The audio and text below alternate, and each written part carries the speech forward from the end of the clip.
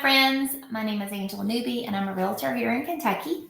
I'm a retired school teacher, and I love to educate you every Wednesday for my Lunch and Learn so that you can know the truth about things and I'll help you through the process. And you may or may not have heard about the National Association of Realtors, the NAR settlement.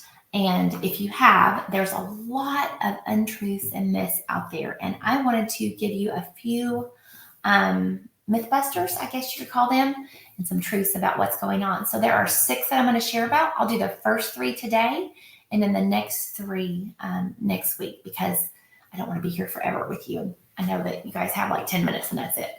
So a couple weeks ago, the National Association of Realtors announced a settlement agreement in the Sitzer-Burnett case that would take effect in July, supposedly.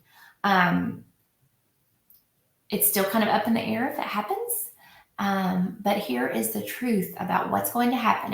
And we here as a Bluegrass Association of Realtors are preparing for it to happen. And honestly, it's not going to affect us tremendously because we as an agency already do a buyer's representation form and have all that laid out. So when you go to list something with me, I will go over that with you again and make sure you understand it very clearly. Okay? So here's the truth. Number 1, this is what the settlement, this is what people are saying. It's a myth. So here I am. The first myth I'm going to bust. Number 1, the settlement forces brokers to reduce their compensation. So compensation is what the brokerage, that's the firm, like our brokerage is Calumet Realty. That for the settlement, the law settlement forces them to reduce their compensation, and that is false. So the settlement in no way establishes a standard or limitation on realtors for what they may charge, nor services that they elect to deliver. Those fees have always been negotiable, and there has never been any collective bargaining. In every single market, there's a wide variety of fees, just as there are levels of marketing, service, and competence in our industry.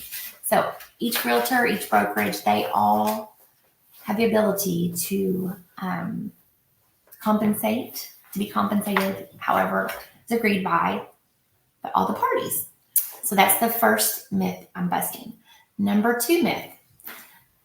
The settlement will, for the first time, allow sellers to no longer pay compensation for an agent bringing the buyer. That's false. So when you list a house,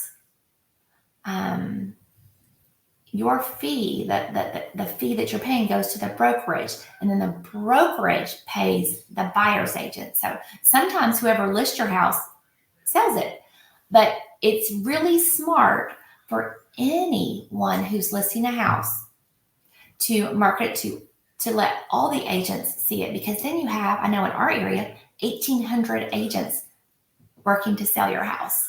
And they deserve to be compensated for that. So that person that brings the buyer is called a buyer's agent. So the myth busting is that there has never been an obligation for a seller to pay a buyer agent commission.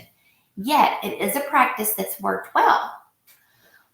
A past rule requiring an offer of some amount of compensation was a rule of display on a realtor-owned MLS. Yet it could have been as low as $1. That limitation was removed, and today the MLS accepts all listings regardless of buyer agent consideration. So that's the bust to that myth. And then number 3 myth that's out there is that the settlement prohibits sellers from paying a commission to a buyer's agent and relieves sellers of the financial burden. That is also false. Settlement does not say that. The settlement mandate restricts properties with an offer of a buyer agent compensation from displaying it on our association-owned MLS. Yet the practice can't be restricted in any other form of marketing. So we have an MLS, and when you look at a listing, you can't see what it says that the brokerage is offering to the buyer's agent. We can see that, but now that will no longer be, starting July, which our board will probably do it sooner, no longer be on there for people to see.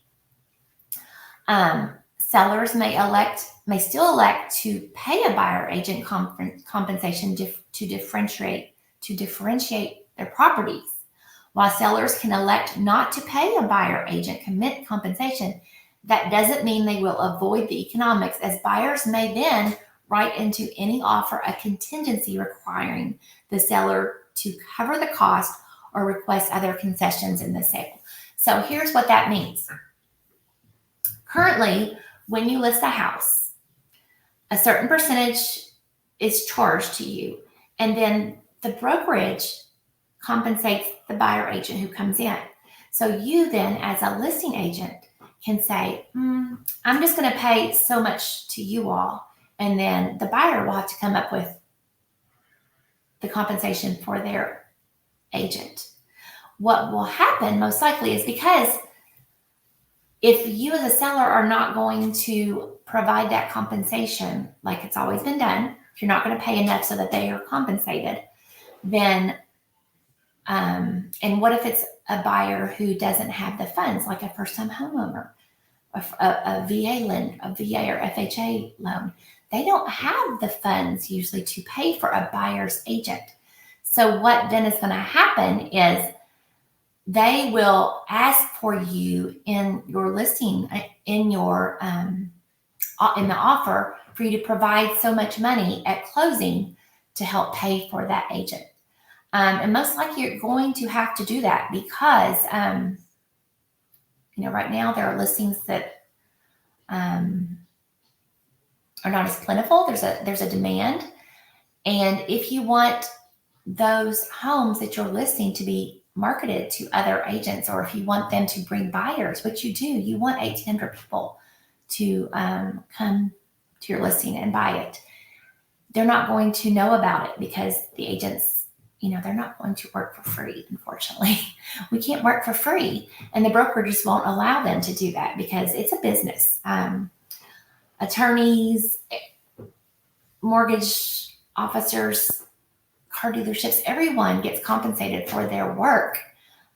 Just in the sales side of the industry, it's different than an hourly wage person, like a doctor or someone that works at a store.